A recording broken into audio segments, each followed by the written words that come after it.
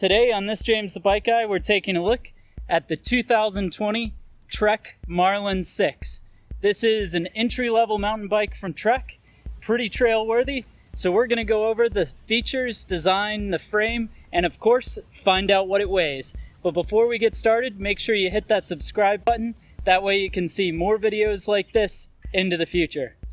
Now, to go back in the past, the Marlin series used to be a nameplate from Gary Fisher, and Trek produced the Gary Fisher bikes back in the day, and as Gary Fisher as a brand went away, Trek brought their mountain bike series into their own lineup.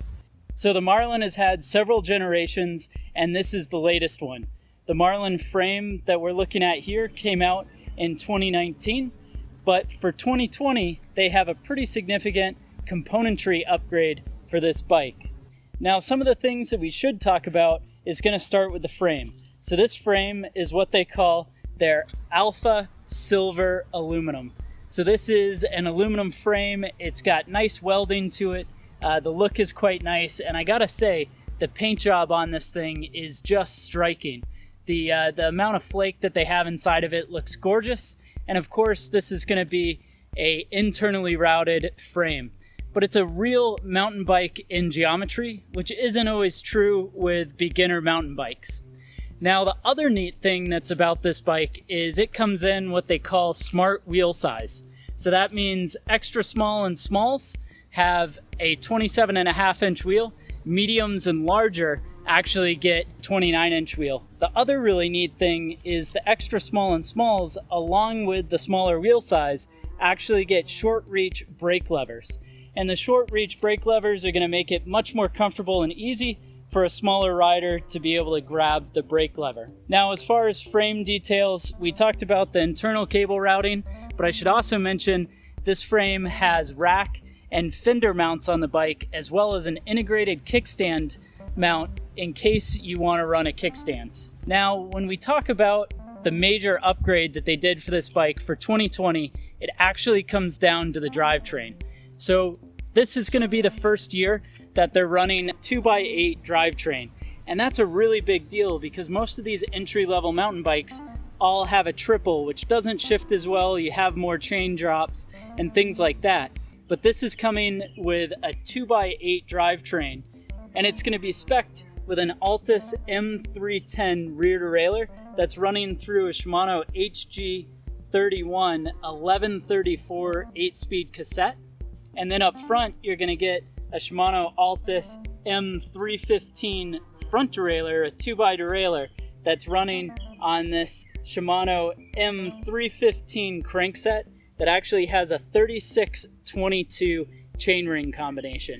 So that's going to offer a nice wide range of gears, definitely more mountain bike-like than many of the entry-level mountain bikes that are out there. And then of course, you're going to be running their VP 536 nylon platform pedals, and it's a nice drivetrain setup on this bike.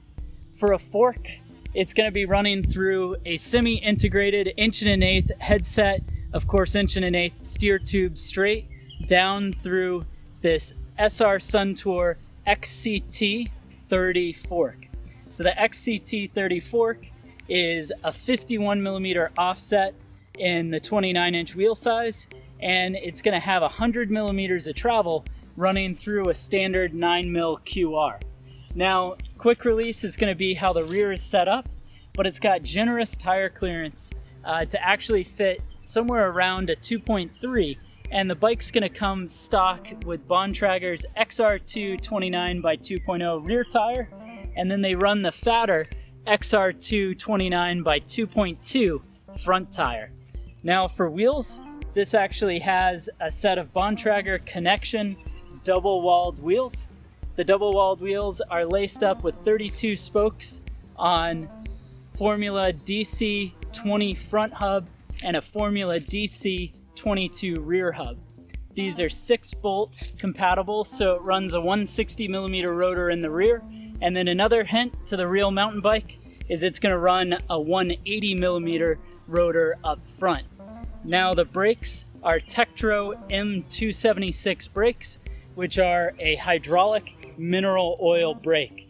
This actually has a really nice feel, And what's great is it's actually separate brake and shift levers. So you're running the Shimano M315 2x8 shifters, and they're separate of the levers. So if you were to crash and break something, you don't have to replace the brakes and the shifters at the same time.